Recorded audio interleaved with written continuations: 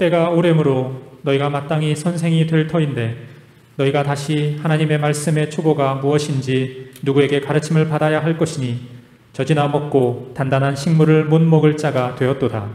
대저 젖을 먹는 자마다 어린아이니 의의 말씀을 경험하지 못한 자요. 단단한 식물은 장성한 자의 것이니 저희는 지각을 사용함으로 연단을 받아 선악을 분별하는 자들이니라. 오늘 말씀의 제목은 가정교육이 영적 대각성 운동에 미치는 영향, 이런 말씀의 제목으로 한번 보려고 합니다. 청교도 신학 강해는 일단락 짓고 오늘부터는 복음주의 대각성 신학 강해로 시작하도록 하겠습니다. 오늘 첫 번째로 우리 조나단 에드워즈 목사님에 대해서 보려고 하는데요. 거룩한 권 344쪽 제25장 조나단 에드워즈의 거듭남 체험 이제 보도록 하겠습니다. 조나단 에드워즈는 미국 제1차 대각성 운동의 주역으로 활동한 목회자였을 뿐 아니라 청교도 신학의 완성자이다. 윙키 프레트니에 의하면 에드워즈는 오늘날 모든 시대의 미국 사람들 중에서 가장 독창적이고 창조적인 미국인 중에 한 명으로 인정받고 있는 인물이다. 에드워즈 평전을 출간한 조지 마즈더는 여러 면에서 평가할 때 그는 초기 미국 철학자 가운데 가장 예리한 자였으며 모든 미국 신학자 중에서도 가장 명석한 자였다. 그의 많은 책 중에 적어도 3권의 그의 저서 신앙 감정론, 의지의 자유, 참된 미덕의 본질은 기독교 문학사에 길이 남을 명저로 꼽힌다라고 하였다. 예, 복음주의 대각성 운동이란 특별히 미국 1차 대각성 운동을 가리킵니다. 그리고 영국 복음주의 부흥운동을 함께 가리킨다고 이렇게 생각하시면 되겠습니다. 1700년대 위대한 하나님의 각성과 대봉역사가 일어났는데 그 주역으로 활동하신 분이 조나단 에드워즈, 조지 휘필드, 존 웨슬리, 이 세 분이 가장 유명하고 가장 큰 영향력을 미친 분들입니다. 조나단 에드워즈부터 보는 목적은 우리 청교도 신학을 바로 얼마 전까지 보셨기 때문에 우리 청교도 신학을 완성한 분으로서 조나단 에드워즈 목사님 신학을 보려고 합니다. 조지 휘필드 목사님이 사실은 사역에 있어서 최고 주역이었죠. 미국 1차 대각성 운동의 주역이었습니다만 신학적으로 먼저 조나단 에드워즈 목사님 신학 보고 그 다음에 조지 휘필드 목사님 신학을 보고 그 다음에 존 웨슬리 목사님 신학을 보려고 합니다. 그렇게 하시고 에드워즈에 대한 기본적인 것은 여러분 많이 들었고 이 내용들 보시면 읽기만 해도 아시게 되셨을 겁니다. 오늘은 이 뒷부분을 좀 중점을 두려고 하니까 앞부분은 좀 빨리 넘어갑니다. 자, 그 다음 내용을 보도록 하겠습니다. 마즈더는 또 다음과 같이 말했다. 에드워즈는 단연코 기독교 역사에서 가장 중요한 인물이다. 그는 아직도 세계적인 개혁주의 운동뿐만 아니라 더 넓은 복음주의 세계에서 숭배받고 있는 탁월한 인물이다. 지금 미국에서는 많은 학자들이 조나단 에드워즈를 미국 역사상 최고의 신학자로 인정하고 있다. 페리 밀러는 청교도주의는 프로테스탄티즘의 진수요, 조나단 에드워즈는 청교도주의의 정수다 라고 했다. 로이드 존스는 청교도들을 알프스에 비유하고 루터나 칼뱅을 히말라야에 비유한다면 조나단 에드워즈는 에베레스트 산에 비유하고 싶은 시험을 받곤 한다. 나에게 있어서 그는 언제나 사도 바울을 가장 닮은 사람인 것 같다 라고 했다. 예, 마제던 에드워즈 평전을 지으신 분입니다. 뭐라고 말했냐면 에드워즈는 단연코 기독교 역사에서 가장 중요한 인물이다. 가장 중요한 인물이다. 기독교 역사에서 가장 중요한 인물이다. 얼마나 에드워즈에 대해서 높이 평가했습니까? 그리고 페리 밀러 하버드 대학 교수인데 신앙인이 아닙니다. 무신론자인데 에드워즈를 연구를 했어요. 청교도주의는 프로테스탄티즘의 진수요, 조나단 에드워즈는 청교도주의의 정수다. 그 프로테스탄티즘, 우리 개신교의 진수가 청교도주의다. 그리고 청교도주의의 정수는 바로 조나단 에드워즈다. 이렇게 이야기를 합니다. 실제로 여러분 기독교, 개신교 역사가 이제 한 500년이 지났죠. 루터와 칼뱅의 종교개혁이 시작된 지 약 500년이 지났는데 그 500년의 우리 개신교의 역사를 볼 때 가장 위대한 신학자가 누구냐? 대부분의 사람들, 우리 조나단 에드워즈가 가장 위대한 신학자다 이렇게 이야기를 합니다. 로이드 존스, 그 유명한 영국의 로이드 존스 목사님은 뭐라고 이야기했느냐? 청교도들을 알프스 산맥에 비유하고 루터나 칼병을 히말라야 산맥에 비유한다면 조나단 에드워즈는 에베레스트 산에 비유하고 싶은 시험을 받곤 한다. 그러니까 이 에베레스트 산이 히말라야 산맥에 있는 제일 높은 산이죠. 그러니까 세계 최고봉이 에베레스트 산 아닙니까? 그러니까 이 로이드 존스는 조나단 에드워즈가 기독교 역사상의 최고의 위인이다 이렇게 생각한다는 겁니다. 그 다음 보면 나에게 있어서 그는 언제나 사도 바울을 가장 닮은 사람인 것 같다 이렇게 말합니다. 지금 조나단 에드워즈를 이렇게 소개를 했는데 제가 볼 때 이분이 약점이 없는 게 아닙니다. 위인들 오해하지 말아야 될 것이, 여러분 위인들을 제가 많이 소개를 하는데 완벽하진 않아요. 개성도 있으시고 또 약간의 또 약점도 있으시고 그래. 사람인지라 뭐 완벽하다고 하긴 힘들잖아요. 이런 걸 보고 야, 하나님과 거의 비슷한 급이 아닌가 이렇게 생각할 게 아니라 우리가 인간들 중에, 신학자들 중에, 목사들 중에 가장 위대한 목사다 이렇게 보시면 됩니다. 그렇게 알고, 자, 그 다음 내용을 보도록 하겠습니다. 조나단 에드워즈는 교회가 오랫동안 잠자고 있던 상태에서 나타났다. 에드워즈가 출생할 무렵 뉴 잉글랜드는 제1세대 청교도 개척자들이 죽은 후 활기찬 신앙이 쇠퇴해 있었다. 리처드 웹스터는 18세기 초 뉴 잉글랜드의 영적인 퇴보에 대해서 다음과 같이 말했다. 엄청난 변화가 뉴 잉글랜드 교회에서 눈에 띄었다. 권징은 해이해지고 교리는 희미해졌으며 설교는 줏대가 없고 영감이 없었다. 글자 하나하나를 적은 설교 원고가 설교 노트를 대신했다. 그래서 설교자들은 눈과 손가락을 원고에 고정시키고 원고를 읽는 데 몰두하므로 청년들은 두려워함이 없어졌고 장년들은 졸았다. 그리고 나머지는 농장과 거리, 그리고 가정의 난롯가와 들판에 대한 공상으로 빠져들었다. 이와 같은 시기에 하나님께서는 그 땅에 조나단 에드워즈를 보내셨다. 예, 존 웨슬리의 그 사역도 연구해 보면 조지 필더와 존 웨슬리가 홀리 클럽을 만들고 또 하나님의 성령의 놀라운 은혜를 체험하고 영국에서 놀라운 부흥운동을 일으킬 때 바로 직전에는 또 미국과 똑같았습니다. 도덕적으로나 영적으로나 뭐 더 말하기 힘들 정도로 아주 그 퇴락한 상태였는데 그때 하나님께서 조지 휘필드, 존 웨슬리를 일으키셨습니다. 지금 미국도 지금 비슷한 상황이었습니다. 이게 보면 에드워즈가 출생할 무렵 뉴 잉글랜드는 제1세대 청교도 개척자들이 죽은 후 활기찬 신앙이 쇠퇴해 있었다. 상당히 신앙이 아주 퇴보된 상태였다는 겁니다. 자, 그 다음에 이제 내용을 이제 보도록 하겠습니다. 조나단 에드워즈는 1703년 10월 5일 코네티컷주 이스트 윈저에서 태어났다. 에드워즈의 친할아버지 리처드 에드워즈는 코네티컷주의 주도인 하드퍼트의 부유한 상인이었다. 아버지 티머시 에드워드는 이스트 윈저에 있는 교회의 목사였는데 하버드를 졸업한 엘리트 청교도 목회자였으며 지력이 뛰어난 사람이었으며 탁월한 부흥사였다. 어머니 에스더 에드워즈는 당시 코네티컷 계곡의 교황이라고 불릴 정도의 대단한 영향력을 가지고 있었던 매사추세츠 노샘턴의 유명한 목사 솔로몬 스토타드의 딸이었다.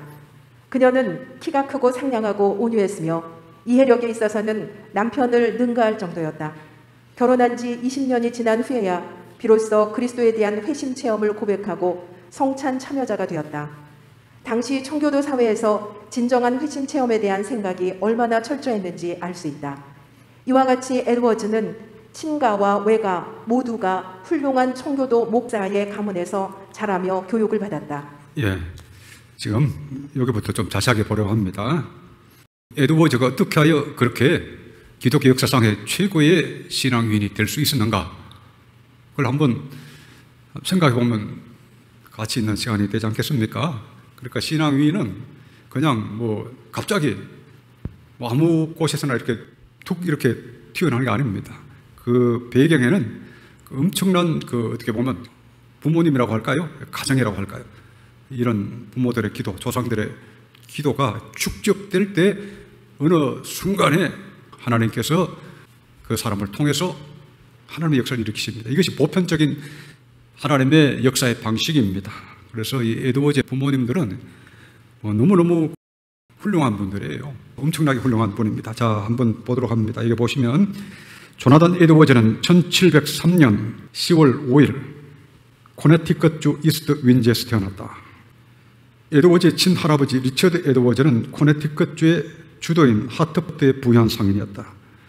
아버지 티머시 에드워즈는 이스트 윈지에 있는 교회 목사였는데 하버드를 졸업한 엘리트 청교도 목회자였으며 그 청교도 목회자였다. 그러니까 청교도의 믿음을 가지고 그걸 가르친 목회자였다는 겁니다. 그러니까 이 아버지가 벌써 훌륭하죠. 우리 지난번에 존 오웬의 글도 봤습니다만은 영국에서 청교도들이 얼마나 멸시를 받았습니까? 미국도 사실은 비슷하죠. 제대로 하나님의 말씀에 철저하게 양심적으로 따르고자 하는 사람은 영국이든 미국이든 대한민국이든 관계없이 항상 고난을 받는데 이 아버지는 청교도 목회자였다는 겁니다. 그리고 지력이 뛰어난 사람이었으며 지력이 뛰어난 사람이었다. 조나단 에드워즈가 뒤에 보면 신동입니다. 신동. IQ가 엄청나게 높은 분이에요. 지력이 뛰어난 사람이었으며 탁월한 부흥사였다. 그러니까 부흥사, 복음을 전하는 복음 전도자였다. 아버지만 훌륭한 게 아니고 어머니가 나옵니다. 어머니 에스더 에드워즈는 당시 코네티컷 계곡의 교황이라고 불릴 정도의 대단한 영향력을 가지고 있었던 매사추세츠 노샘프턴의 유명한 목사 솔로몬 스토다드의 딸이었다. 그러니까 조나단 에드워즈의 어머니도 대단한 그 신앙 가문을 갖고 있습니다. 그 할아버지가 엄청나게 유명하고 또 영향이 있는 그런 분이에요. 목사님, 유명한 목사님 솔로몬 스토다드의 딸이었다. 그녀는 키가 크고 성량하고 온유했으며 이해력에 있어서는 남편을 능가할 정도였다. 그 남편을 능가할 정도였다. 이해력하면 지능, IQ가 남편보다 더 높았다는 거죠. 그 남편 하버드를 겨우 졸업했다면 이 에드워즈의 어머니는 그냥 하버드 교수할 정도의 머리가 되지 않았나 이렇게 보입니다. 남편을 능가할 정도였다. 그러니까 이제 위인이 나가는 겁니다. 여러분 설교 듣는 중에 아주 좌절하는 분들이 많이 계신데 뒤에 결론에서 말씀드리겠습니다. 너무 좌절할 필요는 없어요. 그러나 현실은 현실이다. 사실은 사실이다. 그걸 객관적인 걸 알고 또 사실은 사실대로 알고 우리가 이걸 또 발판 삼아서 우리가 할 길을 찾아 나가야 됩니다. 어쨌든 그 두 분 다 부모님 모두가 비상한 분들이었다는 겁니다. 그러니까 이 에드워즈가 비상한 사람으로 출생하게 됐죠. 기적은 항상 있으니까 낙심하지 마시고 그러나 보편적인 이야기를 하는 거예요. 그 사실을 사실대로 하는 게 굉장히 중요합니다.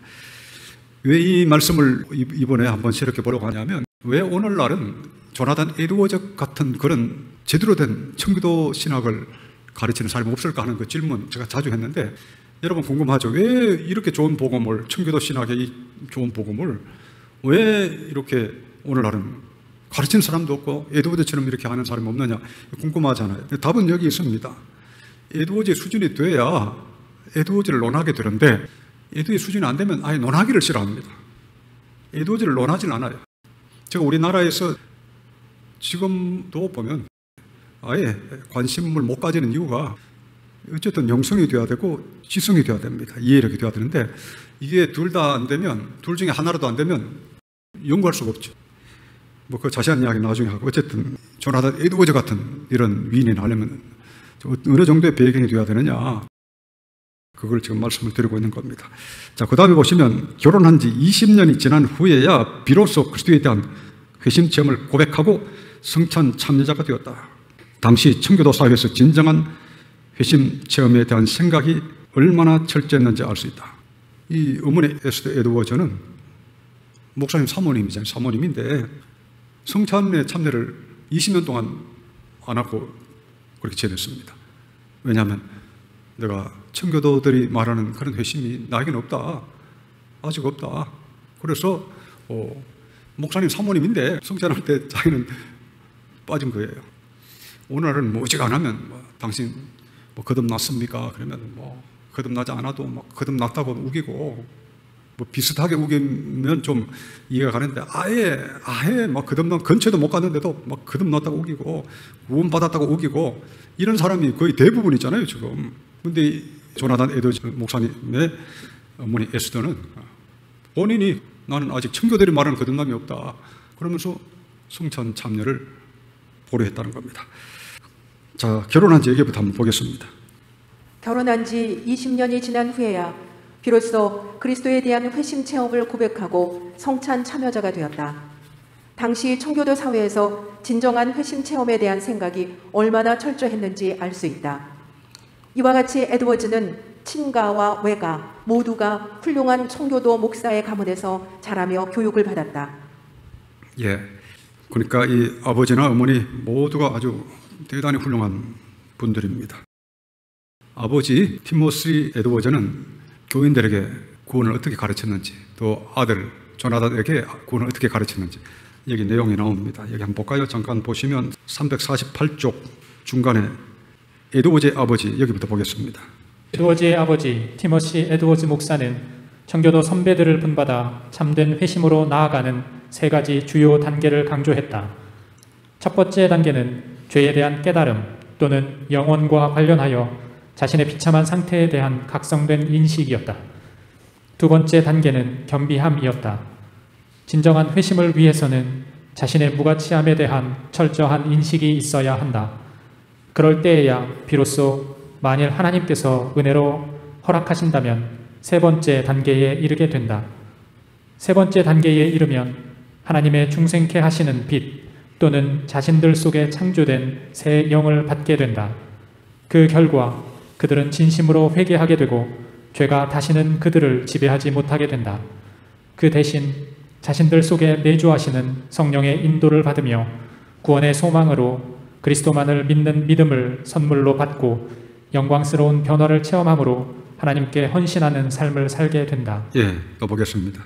청교도 저자들은 이 과정을 제시할 때 매우 복잡한 단계를 제시했지만 티머시는 유연성을 발휘하여 비교적 단순하게 3단계만을 강조했다. 티머시 에드워즈 목사는 청교도들의 엄격한 관행에 따라 성찬에 참여하는 완전한 교회 회원 자격을 얻고자 하는 지원자에게 이 기본적인 3단계의 경험을 회중 앞에서 공개적으로 고백하도록 요구했다. 에드워즈의 분명한 회심에는 이러한 그의 아버지의 가르침이 배경이 되었을 것이다. 교육의 영향은 얼마나 중요한 것인가? 네, 여기 밑에 보시면 티머시 에드워즈 목사는 청교도들의 엄격한 관행에 따라 성찬에 참여하는 완전한 교회 회원 자격을 얻고자 하는 지원자에게 이 기본적인 3단계 경험을 회중 앞에서 공개적으로 고백하도록 요구했다. 공개적으로 자기 자신의 회심 체험을 고백하도록 그렇게 한 겁니다. 이게 본래 초기 청교도들은 그렇게 했습니다. 교회 정식 회원으로 이렇게 받아들이기 위해서는 회중 앞에 나와서 제가 이렇게 하나님의 은혜로 이런 과정을 거쳐서 회심의 은혜를 받았습니다라는 걸 이렇게 고백을 하게 되어 있습니다. 티머시 에드워즈 목사도 그렇게 이제 그 관행에 따라 한 겁니다. 그래서 참 어머니도 그렇고 아버지도 그렇고 이 정도 되니까 이 조나단 에드워즈 같은 이렇게 정말 청교도 신학의 정수라 그랬죠. 청교도주의의 정수다 그랬는데 그러한 호칭을 들을 만한 그런 은혜를 받은 거죠. 대충 그냥 내버려 뒀다든지 대충 또 가르쳤다든지 그러면 조나단 에드워즈 같은 이런 일꾼이 탄생했겠습니까?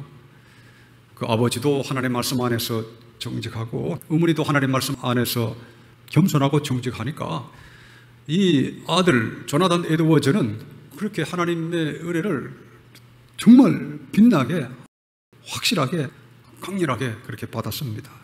거기에는 그 빛이 어마어마하게 강렬하고 부드러우면서도 강렬했죠. 거룩하게 하나님의 성령이 임하셨습니다. 그래서 이 부모들의 영향이 중요합니다. 여러분들 가정에서 어떻게 가르칩니까? 가정에서 자녀들에게 어떻게 나는 가르치고 있는가? 오늘 시간이 많지 않아 가지고 적용을 길게 할 시간이 별로 없네요. 요점은 경건하게 자라야 된다. 이와 같이 하나님을 경외하는 그런 분위기 속에서 정직하게 자라고 경건하게 자라야 신앙 위인이 나옵니다. 가정에서 경건하게 자라지 못했는데 신앙 위인이 탄생할 확률은 1%도 잘 안 됩니다. 1%. 사람들은 자기가 보고 배운 대로 그렇게 성장하게 되어 있습니다.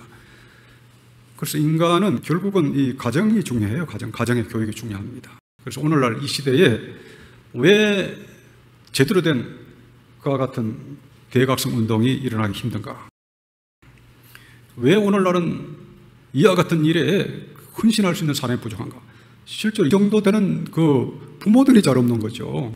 이 반이라도 되는 부모들이 잘 있습니까? 오히려 거듭남에 대해서 강하게 설교하면 와, 저 목사 저 너무 심한 게 아니냐, 또 어떤 경우는 저 이단 아니냐, 왜 그냥 교회 다니면 다 구원받아 해주지, 믿는다고 하면 다 구원받아 해주지, 저 왜 저러지, 뭐 이러는 시대잖아요. 예수도 에드워즈 같이, 조나단 에드워즈의 어머님처럼 그렇게 겸손하게 하나님 말씀 앞에서, 거듭남의 말씀 앞에서 겸손하게 하는 사람 소식을 들어봅니까? 반에라도 여러분 들어보셨습니까? 저 개인적으로는 일평생 거의 못 들어봤습니다. 그게 문제가 아닙니까? 또 조나단 에드워즈의 아버지 티모시 에드워즈 목사처럼 이렇게 정말 제대로 회심했는지 성도들을 가르치고 또 간증하게 하고, 이렇게 누가 잘 합니까?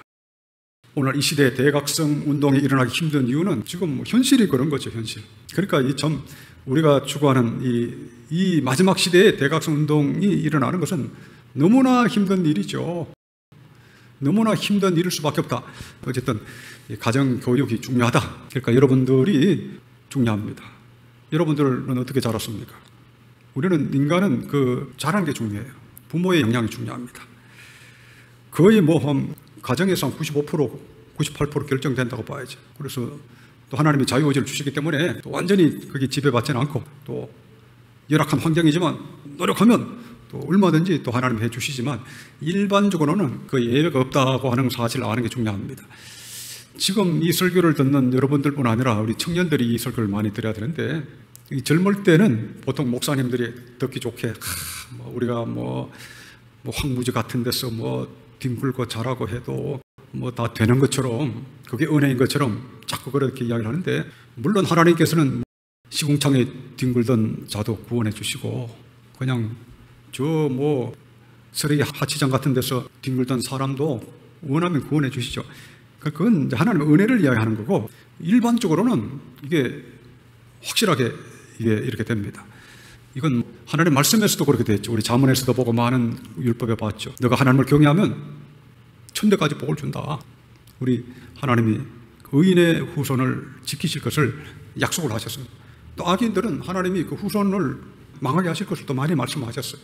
그러니까 여러분, 이것은 하나님의 말씀입니다. 그렇기 때문에 우리 부모님들이 어떻게 살았느냐가 우리 삶에 영향을 미친다는 것은 우리가 부인할 수 없습니다. 그러나 그것 때문에 아주 망하진 않아요. 자기 의지가 있기 때문에 자기가 노력하면 얼마든지 여기서 뭔가 하나님 안에서 놀라운 일을 할 수 있겠습니다만, 일반적으로 그렇다. 일반적으로 그것이 95%, 98%는 이 가정의 영향이다. 더 쉽게 말하면 유전과 환경의 산물이다. 사람이 자식들 보면 자기가 똑같이, 부모들하고 똑같이 생김새도 똑같고 성격도 거의 비슷하게 나잖아요. 또 환경, 어떻게 자라느냐, 이게 굉장히 중요합니다. 영성, 정서, 지성, 도덕성 이런 것, 우리 인간을 구성하는 요소인데, 이 가정에서 어떻게 지금 영향을 받았느냐, 정말 영성 있는 가정으로 그렇게 가정이 나아가고 그런 분위기 속에서 자녀들이 자라느냐가 중요합니다. 예를 들어 부모들이 경건을 좋아하고 하나님을 섬기는 걸 좋아하는 부모 밑에서 자라는 아이하고, 세상 것을 좋아하고 방탕함을 좋아하는 부모 밑에서 자라는 아이하고 어떻겠습니까? 이건 제가 차별하려고 하는 게 아니라 이 가정의 교육이 중요하다고 하는 거예요.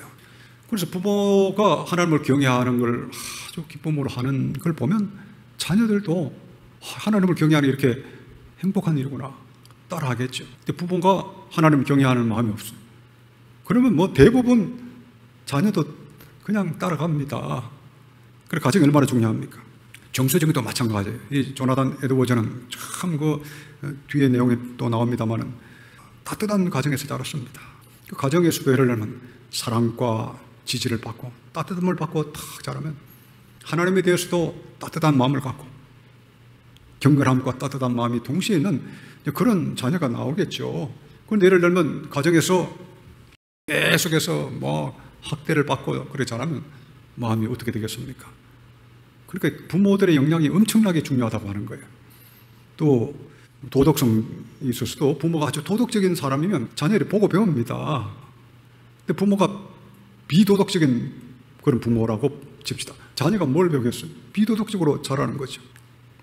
그러니까 부모의 영향이 그냥 갑니다. 입력과 출력, 입력된 대로 출력이 되는 거예요. 이거는 뭐 과학이죠, 과학. 통계요, 과학입니다.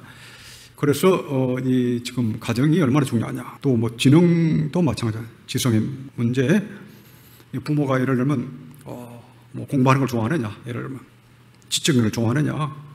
부모가 가정에서 책 읽는 걸 좋아하고, 뭐 성경 읽는 걸 좋아하고, 뭔가 연구하는 걸 좋아하고, 이러면 아이도 그걸 좋아가지고 심심하면 뭐 연구하는 거죠. 너 뭐 하느냐? 심심하면 사전 같은 걸 보고 심심하니까 너무 심심해요 하면서 책들 읽고 그러지 않겠어요. 근데 부모가 연구하기를 싫어해요. 책 읽기를 싫어해요. 성경 읽기를 싫어해요. 그러니까 자녀가 책 읽기 좋아하겠습니까? 그러니까 지금 위인이 탄생하려면 부모가 중요해요. 부모들이 영성에 있어서, 지성에 있어서, 감성에 있어서, 도덕성에 있어서 하는 만큼 위인이 나타나느냐, 아니면 폐가 망신시킬 자식이 나느냐, 그건 부모들 하기에 나름입니다. 조나단 에드워즈 목사님은 여러분 보신 것처럼 가정의 평점이 어마어마하게 높습니다. 그러니까 이 조나단 에드워즈 목사님은 위인이 될 수밖에 없어요. 이런 환경에서 이런 유전자를 받고 이런 환경에 자랐는데 위인이 안 되면 그 자유의지로 엄청나게 악한 의지를 발휘할 때나 위인이 못 되는 거죠. 이 정도 환경에서 자라면 그냥 놔둬도 위인이 되는 겁니다. 그러니까 위인이 되고 안 되고는 이미 정해져 있다. 현실을 잘 봐야 됩니다. 그래서 여러분들 에드워즈의 가정을 볼 때 나는 가정에서 지금 어떤 부모냐, 내 자녀들은 지금 어떻게 자라고 있느냐, 그걸 잘 보고 그걸 정직하게 봐야 됩니다. 이런 걸 누가 잘 안 가르쳐줘요. 그냥 듣기 좋게 뭐 탕자 이야기만 하면서 그냥 물론 하나님이 탕자된 자도 다 품어주십니다만 돌아오면, 그러나 이 전체 그림을 잘 봐야 됩니다. 어떤 사람들은 이렇게 이야기합니다. 목사님, 제가 그러면 어떻게 해야 됩니까? 가정에서도 지금 하긴 하는데 잘 안 되고, 이거 사방이 꽉 막혀가지고 목사님 큰일 났습니다. 그걸 걱정하실 필요가 없어요. 교회에서도 열심히 하면 됩니다. 교회가 또 영적인 가정에 하나님의 가족이잖아요. 교회에서 저와 여러분들도 힘을 모아가지고 훌륭한 그런 하나님의 사람들이 되면, 가정에서 잘 못하는 그것이 교회에 와보니까 조나단 에드워즈 목사님의 아버지보다 더 훌륭한 영적 아버지들이 많이 계시고, 조나단 에드워즈 목사님의 어머니 에스더보다 더 훌륭한 영적인 어머니가 이렇게 많이 계시구나. 그러면 기적이 일어나겠습니까? 안 일어나겠습니까? 그러면 이 저절로 일어납니다. 그러니까 비관적으로 보지 말고 내 자신이 정말 조나단 에드워즈 목사님의 부모님들보다 내가 더 훌륭한 사람이 되겠다 하면 하나님이 왜 안 해주시겠습니까? 그것은 자유의지입니다. 그렇게 하시면 여러분이 교회 안에서 그런 분들이 되시면 우리 교회가 하나님의 복을 받을 것이고, 또 여러분 가정의 자녀들도 저절로 뭔가 다르구나, 그래가지고 배우지 않겠습니까? 배울 것이 있구나, 이걸 팍 느낄 정도로 우리가 그런 분위기를 만들어 가야 됩니다. 그러니까 중요한 거는 우리도 조나단 에드워즈 목사님 못지않게 성숙하고 완전까지 가야 됩니다. 완전히 가는 비결이 간단하게 말하면 말씀이에요. 말씀. 하나님의 말씀을 잘 묵상하고 말씀에서 잘해야 완전히 갑니다. 그 외에는 완전의 길이 없습니다. 시편 1편 2절에 보면 복 있는 사람은 여호와의 율법을 즐거워하여 그 율법을 주야로 묵상하는 자라고 그랬습니다. 하나님의 말씀을 주야로 묵상하고 그 말씀 안에서 자라가는 그 사람이 그 완전히로 나가는 겁니다. 그러니까 여러분들이 말씀을 잘 묵상해야 됩니다. 베드로전서 2장 2절에 보면 신령한 저절 사모하라 말씀하셨고, 베드로후서 3장 18절에 보면 저를 아는 지식에서 자라가라 말씀하셨고, 베드로후서 1장 5절에 보면 믿음의 덕의 지식의 절제를 가지라고 말씀하셨습니다. 그러니까 우리가 말씀으로 자라가는 거예요. 말씀. 그래서 오늘 이 시대에 우리 교회에 소망이 있으려면, 또 여러분 가정에 소망이 있으려면 다른 방법이 없습니다. 하나님 말씀에서 자라야 됩니다. 완전까지 자라야 됩니다. 이런 은혜가 있으시기를 축원합니다.